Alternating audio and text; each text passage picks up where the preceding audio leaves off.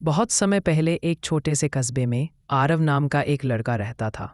आरव बहुत जिज्ञासु और किताबों का शौकीन था। उसे नई नई बातें जानना, पुरानी कहानियां पढ़ना और अजीब सी जगहों की कल्पना करना बहुत पसंद था। उसके कमरे में हर तरफ किताबें ही किताबें रखी रहती थी।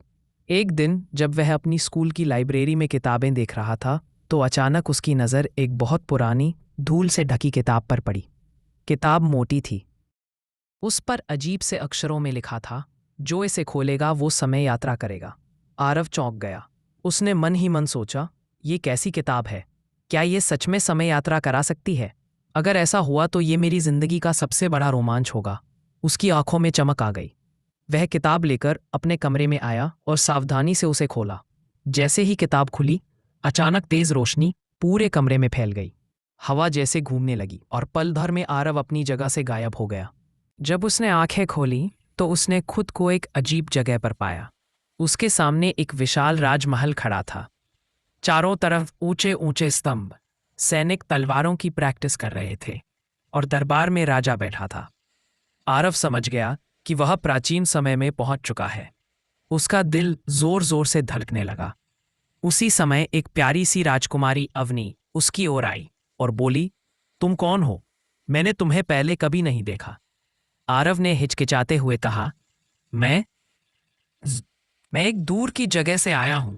शायद गलती से यहां पहुंच गया हूं। अवनी ने मुस्कुराकर कहा, डरो मत, मैं राजकुमारी अवनी हूं। मैं अगर तुम सच्चे दिल से आए हो तो तुम्हारा स्वागत है। अवनी ने आरव को बताया कि राज्य पर खतरा मंडरा रहा है। राजा का मंत्री लालच में डूबा हुआ था और चाहता था कि वह खुद गद्दी पर बैठ जाए। मंत्री धीरे धीरे राजा के खिलाफ षड्यंत्र रच रहा था। आरव ने सोचा कि मैं यहां हूं तो क्यों ना इनकी मदद करूं। अगले दिन दरबार में मंत्री ने राजा के खिलाफ साजिश रचने की कोशिश की, लेकिन आरव ने अपनी समझदारी से सबके सामने सच उजागर कर दिया। उसने सबूत दिखाए और लोगों को बताया कि मंत्री राज्य को धोखा देना चाहता है। राजा हैरान रह गया और तुरंत मंत्री को दंड दिया। पूरा राज्य आरव की बहादुरी की तारीफ करने लगा। राजा ने कहा, बेटा, तुमने हमारा राज्य बचाया है। हम तुम्हारा हमेशा ऋणी रहेंगे। आरव को बहुत खुशी हुई। इसी बीच वह पुरानी किताब फिर चमकने लगी और आरव पल भर में दूसरी जगह पहुंच गया। इस बार उसने खुद को भविष्य की दुनिया में पाया। चारों तरफ चमकती हुई ऊंची ऊंची इमारतें थीं, उड़ने वाली गाड़ियां आसमान में घूम रही थीं और हर तरफ रोबोट इंसानों की मदद कर रहे थे। आरव की आंखें आश्चर्य से खुली रह गईं। वहां उसकी मुलाकात जेडू नाम के एक रोबोट बच्चे से हुई। जेडू ने कहा, नमस्ते, तुम इंसान हो ना? आजकल यहाँ इंसान बहुत कम बाहर आते हैं। सब कुछ रोबोट ही संभालते हैं। आरव ने पूछा, लेकिन इंसान खुद मेहनत क्यों नहीं करते?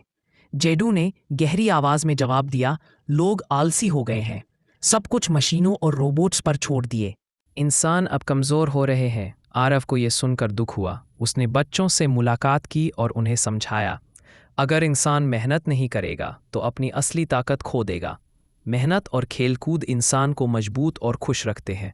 मशीनें मदद कर सकती हैं, लेकिन इंसान की जगह नहीं ले सकती। उसकी बातें बच्चों को बहुत पसंद आईं।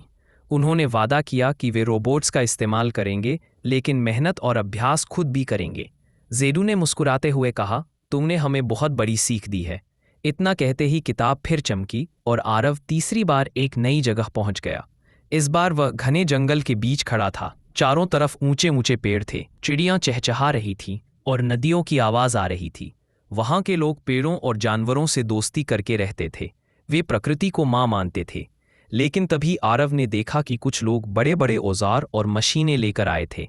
उनमें से एक व्यापारी चिल्ला रहा था, इस जंगल को काट दो, यहाँ फैक्ट्री बनेगी और मैं अमीर हो जाऊंगा।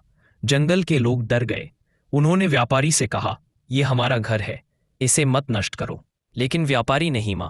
अभी आरव ने बच्चों और जानवरों को साथ बुलाया।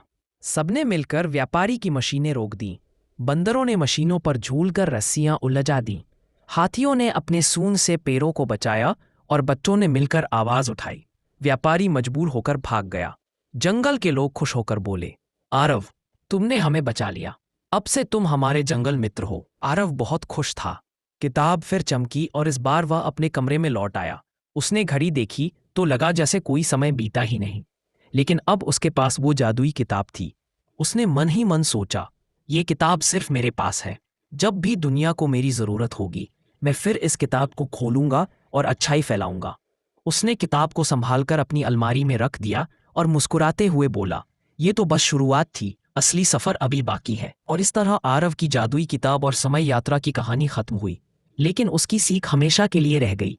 जहाँ भी हो, सच्चाई, मेहनत और दोस्ती ही सबसे बड़ा खजाना है।